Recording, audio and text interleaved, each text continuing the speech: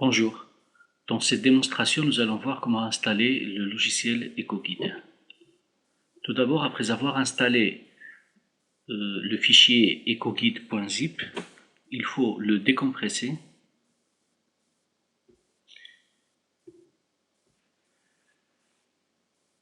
Il ne faut surtout ne pas lancer le setup à l'intérieur du zip, parce qu'on aura besoin de certains fichiers qu'il faut décompresser dans le répertoire et puis lancer le setup. C'est un fichier assez volumineux, alors il va falloir attendre un bout de temps. Très bien. À la fin de la décompression, il faut double-cliquer sur le fichier Setup. Donc là, il me demande d'accepter l'installation de Visual Basic pour Webpack, d'accepter l'installation de la bibliothèque Framework 4 et d'accepter l'installation de SQL Server. Ce sont des composants qui sont assez lourds, ce qui fait l'installation va prendre quand même du temps et il y aura un redémarrage au milieu de l'installation. Dans cette étape, il nous demande de redémarrer l'ordinateur. Alors, on va faire oui.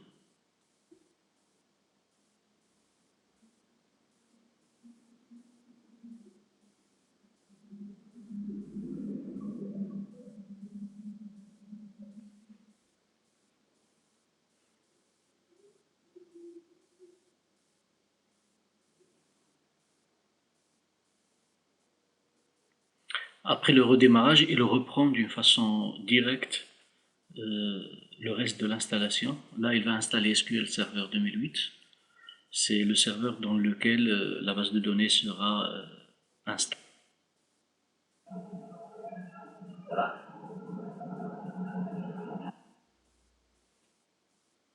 Une fois qu'il a terminé l'installation de SQL Server, l'assistant de l'installation de l'application EcoGuide démarre. C'est trop simple maintenant, ça ne va pas prendre beaucoup de temps. On va faire suivant. Donc seulement moi, ça veut dire que seul l'utilisateur en cours va pouvoir utiliser cette application. Si vous faites tout le monde, tous les utilisateurs de Windows vont pouvoir voir le raccourci dans leur menu Windows. Donc je fais tout le monde.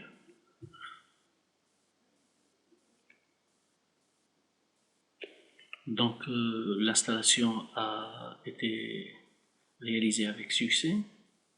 On remarque que le raccourci de l'application cliente se trouve sur le bureau et on remarque qu'elle a ajouté un répertoire dans le menu Windows dans lequel on va trouver un certain nombre de raccourcis. Dans un premier lieu, avant de pouvoir utiliser notre application, il va falloir configurer la connexion. Comment faire? Il faut lancer le programme de configuration et là, dans cette interface, on va taper le nom de l'école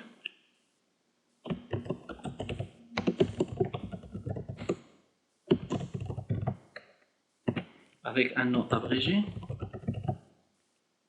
On laisse ça tel qu'il est et on tape un mot de passe pour notre serveur. Ce n'est pas le mot de passe de l'application, c'est le mot de passe du serveur.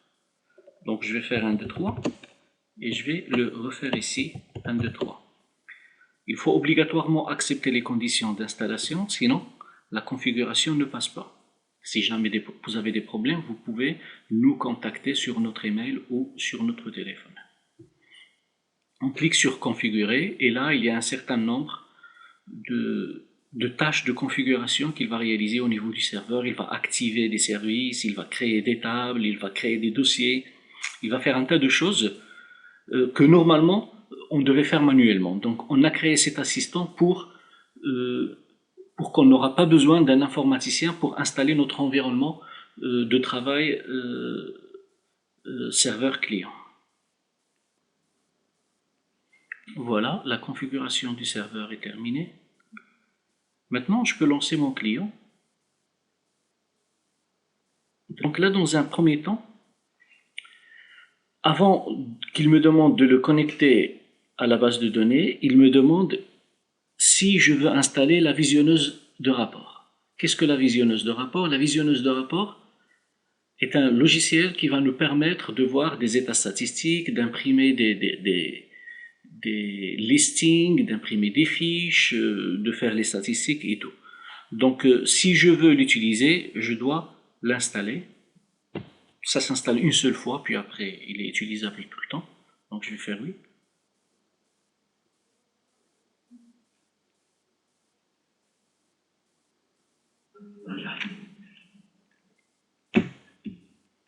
L'installation de la visionneuse des rapports Crystal Report est terminée. Clique sur Finish.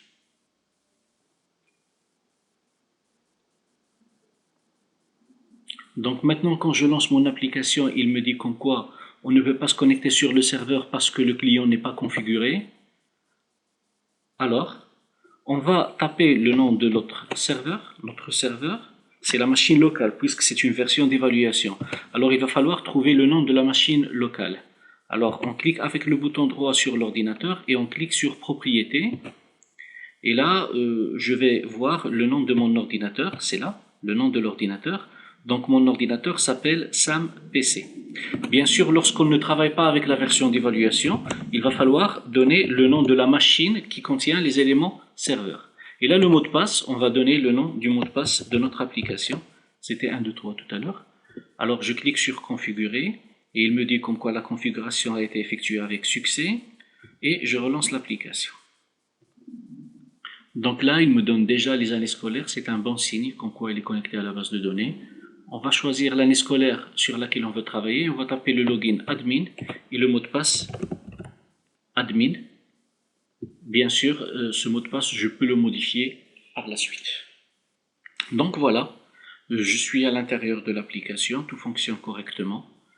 Si jamais je souhaite maintenant modifier les mots de passe et créer d'autres utilisateurs, je dois aller sur Paramètres et Sécurité. Je dois aller sur Sécurité et c'est là que je vais pouvoir modifier le mot de passe de l'administrateur. Donc je clique sur Modifier et je tape un autre mot de passe et je peux ajouter d'autres utilisateurs.